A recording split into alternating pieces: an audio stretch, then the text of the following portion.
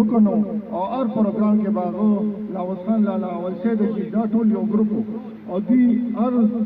وخت کې دوی خپل کارکردګي پاټه ته خولې دا خو چې بیا د افغان راغلو ونن زموږ لپاره ډېر خوشاله ورځ ده سګیب راغلو او د مرګرو د جمشید خان د لاوس خان لالا ذریعہ سره افغان لري او محمد علم خان سره بیا ورولې لاله ان شاء الله خو فیصلو کوي په دې سخت وخت کې موږ سره شامل شو ان شاء الله زموږ شرط دا خاص مو زموږ هم چې څنګه ان شاء الله دوی هم نو امیدې لنه ورکړي بل چې کوم مرګرو موږ سره شمولیت وکړو د ډېر خو ټیم راغی زیاتره میجارټي پکې د یوت ته نو زه په دې باندې مشر ته مې مبارکي ورکوم چې یو خسته پوښتنه شو ان شاء الله دوی موږ سره په مستقبل کې د پټه وړاندې ټول لپاره کوششونه کوي ان شاء الله ډېر مهرباني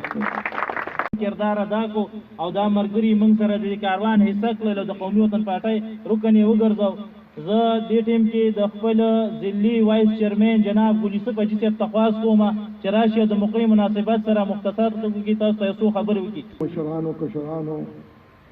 اسکندر خان ته دلته پراتلو باندې خیر علی وایو د چیرمن صاحب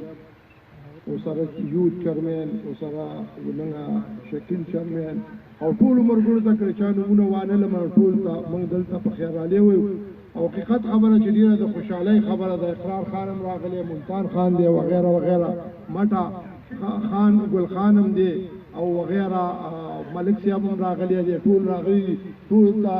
موږ په خیر علی وایو د شکریا ادا کوو چې تاسو دا محفل درون کو او حقیقت خبره چې دی خلکو کومه فیصله وکړه نو ډیره ښکلې فیصله وکړه او په دې باندې حقیقت دی چې چا بار وخت کړی په دې باندې هغه پوهیږي که نور څه شته او که نشته نو زمونږ خانان خو خبرې مونږ ته په پښتو کې کوي او انشاءالله چې ټول کارونه یې کړي دي کم کارونه چې زمونږ ضرورت و هغه یې کړي دي او کوي به یې د خیره سا قادر و اخلاص کې څه نشته دی انشاءالله وخت به خدای راولي دا د پښتو یو متل دی کله وي د ابای وار یو کله د ابا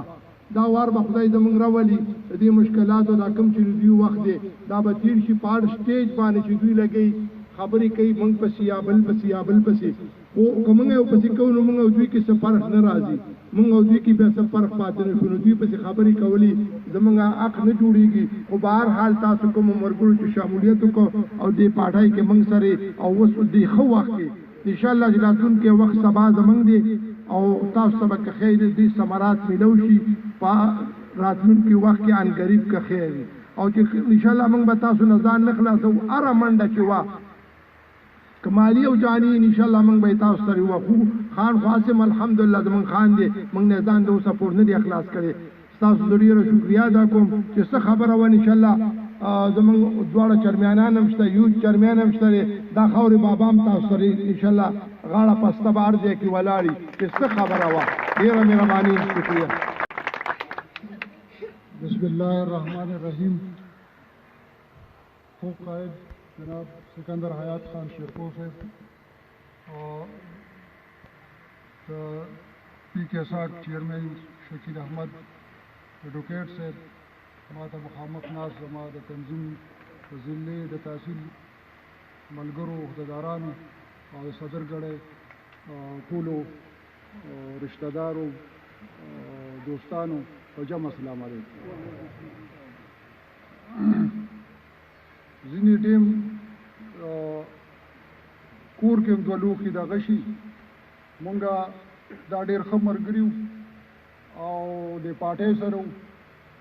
خو پته نه لګي چې په څه وجوهات الله دې وبخي وجد زمونږ ښه ملګری خو هغه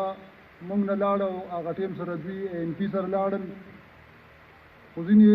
څیزونه داسې دي چې هغه کې سړي ته احساس هم وشي چې یاره څوک د دې علاقې دپاره ښه دی څوک د دې خاورې دپاره ښه دی چا چې دی نو هغه په نارو باندې یقین کوي او څوک چې دی هغه په کار باندې یقین کوي دوی کوم نورو ځایونو کې موږ ګرځېدلي یا بلې پاټۍ ته لاړل خو هغه د سهار ورک شوي چې ماښام واپس راشي هغه ورک شوي کیني صاحب زه ټولو ته په دوباره راتلو باندې مبارکي هم ورکوم موږ همغه تعلق به وي همغه ورورولي به وي